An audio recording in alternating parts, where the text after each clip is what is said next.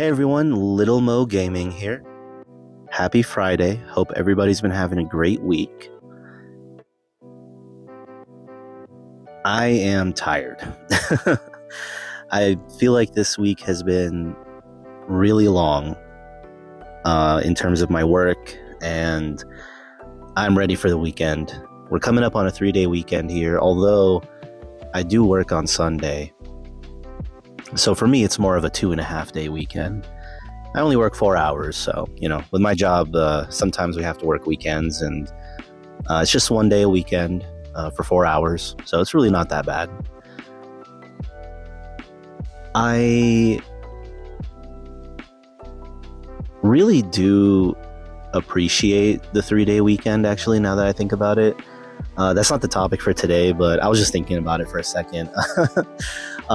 But yeah, like having a 3-day weekend, especially after like a hard week, it really is rewarding. It's nice. Even if I do have to work those 4 hours, it's going to be nice to know that after I get home from those 4 hours, I'm pretty much on another weekend, basically. I have that night off, and then Monday will be like a Sunday, and then I won't be back at work until Tuesday. So yeah, 3-day weekend, definitely something that I've come to appreciate a lot, especially as an adult. And speaking of things that are difficult, like this past week has been, I want to talk today about difficulty in video games and how I feel about that and how I have grown to appreciate different types of difficulty. Growing up, I remember, being a kid and playing a video game and experiencing something really difficult, right? Like you get on a level and you're stuck. There's nothing you can do. You're stuck. And I'm trying to think of an example. The thing is, like when I was growing up, I grew up in the N64, GameCube, PS2 era, and I didn't really play that many, like deep cuts. Like I played most of the big stuff, like a lot of the big Nintendo games, Mario 64, Mario Kart. Those games didn't really have. I guess if you talk about like Mario Kart, for example, I remember like, excuse me. I remember like getting into Rainbow Road, which was considered like a difficult map, right? And playing Rainbow Road at like 100cc and thinking, wow, this is like almost impossible, but then lowering the cc down to 50 and it being so much easier to get through. I remember being a kid and discovering that I could do that in video games was such a satisfying thing. Playing Pokemon, for example, like Pokemon Gold and Silver on the Game Boy, and discovering what was called a monster brain, I think, or it was called a brain monster or something like that, and that you could plug in your Pokemon game and hack it and unlock all the gym leader badges, unlock all the like legendary Pokemon, have Charizard, Blastoise, Mewtwo, whoever you wanted in your party at level 100. I remember that being such a satisfying feeling as a kid, and I think that comes from the idea of just being able to like make it your own experience and be creative with it. I think as a kid, maybe that's what matters more. It's more so the replayability, right? You're not playing as many games as a kid. At least I wasn't. So for me, it was fun to experiment. Like let me take on the Elite Four with a team of level 100, starter Pokemon, legendary Pokemon, and just be like the best Pokemon master ever. That was like, part of that. Nowadays, I think back on that, and that's not something that I would do anymore. Like as I grew up, I started to appreciate, playing a game on a higher difficulty level a lot more.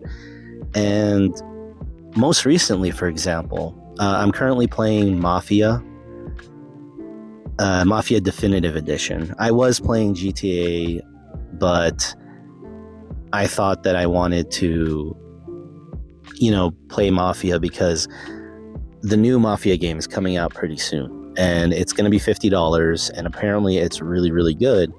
And I just think in a time where we're getting all these new games that are like $80 a piece, which, don't get me wrong, like, they're still great games, but I usually, like, for me, I wouldn't pay $80 for a game. I'd wait for a sale. And seeing that Mafia is going to be $50, and I'm hearing great things about it. I've never played Mafia 1 and 2. I've only played Mafia 3. So I've always had Mafia the Definitive Edition in my backlog, and I went ahead and downloaded it again. And I'm currently playing it right now, and I'm really enjoying it. The story's great so far. I really love the atmosphere and the world building. It's old school Mafia, so it's more so in line with like the Godfather era. I am watching The Sopranos with my wife, and we're loving it. I mean, it's a great show. I'm a big fan of it. You still kind of get that vibe in the game. So, I did start GTA 5, to kind of jump back into that. But then I thought, I have played GTA 5 before. Remember I said, if you watched my last video, I mentioned that we'll see if I actually play through it or not. I haven't deleted it. I probably will play it at some point, just for the nostalgia. But I figured, let me go ahead and play Mafia. And then maybe play the second one after that so I can get ready for Mafia 3. But anyways, off that whole tangent there, Mafia has a bunch of difficulty levels, and one of them is Classic. And I decided, you know what? Since it's called Classic mode, I imagine that this is the way that it's like intended to be played. And I put on there, and I was having a great time in the early hours of the game, right? Like I was... the simulated car driving mechanics are really, really cool. I really like how it is, actually. I think that's pretty fun. Like when you finally get the hang of it, I think it makes it funner than like the arcade experience of, the arcadey driving where everything's just kind of snappy and go with the flow. It can be fun. I do appreciate arcadey driving, but I think in a game like this, the simulated driving is just so much better, especially with the way the game looks. I mean, it's so beautiful. So like seeing yourself in the car and it being, the weight of the car being simulated like it's real life, it's just a little detail that I appreciate. However, it is difficult. It makes the game more difficult, but I think it's that difficulty of it that makes the game feel more authentic and therefore more immersive. And it's something that I can really appreciate. And I'm going to be showing some footage here in this video in regards to a level that I hit that was really, really hard. It took me pretty much a whole day to get through it. And that was the level called Fair Play, which apparently is notorious for being one of the hardest races in video games. Basically, you get into a race and you have to get first place. However, playing it on classic mode and the driving is simulated driving, it makes it almost impossible at first. I mean, you're trying to get ahead of everybody, but you can't. And I tried and it was so difficult. And even before the race, you had to get the car like from point A to point B under a certain time. And because of the fact that the driving was simulated, it almost felt like I was playing Gran Turismo 7. I remember when I first downloaded Gran Turismo 7, I went on a mission to pretty much get all 3 gold, or like I wanted to get gold on every challenge. And to hit gold, it's difficult. Like you literally have to be perfect. Like you cannot make a mistake. And that's how it was in this race with Mafia and getting the car where I need to get it. And then also like in the race itself, like you have to be perfect. Otherwise you're not going to win the race. You're not going to hit the, beat the timer. And when I finally beat that timer, it was so satisfying, to know that I learned the mechanics well enough to be able to get through that. And that actually made my experience with the race a little bit easier. Although I will admit, I did have to do a little research, get some hints on how to beat the race, and there was a little bit of a, I don't want to say it's a cheat because it's still hard to pull off, but I don't know, I'll probably show it in this footage. There's a point where if you cut through the grass at a certain time, you can pretty much get ahead of every single other car. And then at that point, it's just about maintaining your position as number 1. Or you might get into number 3, right? 3 out of, 16 cars. and you have to maintain that and then get past number 2 and number 1. So even if you are able to hit that, which I finally did, it's the idea that you have to maintain that position and get to number 1 afterwards that's pretty daunting still, because the simulated driving, it's no joke. It really makes it difficult, but it makes it so much more satisfying to win the race that way. And I finally won it after, like, I swear to God, maybe like 10 tries, maybe 12 tries. I don't know, but it took me so long. It took me the better part of a day. And it's actually pretty funny. Like, I was playing it, and then eventually my PS5 crashed. And I couldn't even turn the PlayStation off, from the controller or even from the power button. And I had to do something that I don't really like doing, but I had to pretty much like pull the power cord and plug it back in because nothing was happening. It was not responding. And I'm assuming there was just a bug in the game that, crashed it really bad. So then I plugged it back in, got back on, and the first time I get back in the race, I won. And it felt so good. So I continued to play the game at this difficulty until I got to the next level, which I think was called Saints and Sinners or something like that, where you had to go into a hotel and you had to like take out a manager or something. And you get into your first like true firefight of the game. And this is where the classic difficulty in Mafia really showed its difficulty, because you pretty much die in 2 hits. And it was driving me insane. I mean, I could not for the life of me get past like these 3 goons without dying. And every time I'd get past them, it would take 1 shot from another goon to take me down. And there was no health for me to regenerate, to redo my health. I didn't want to change the difficulty because I heard that if you play the whole game on classic difficulty, you get an achievement called Made Man, and that just sounded really cool to me.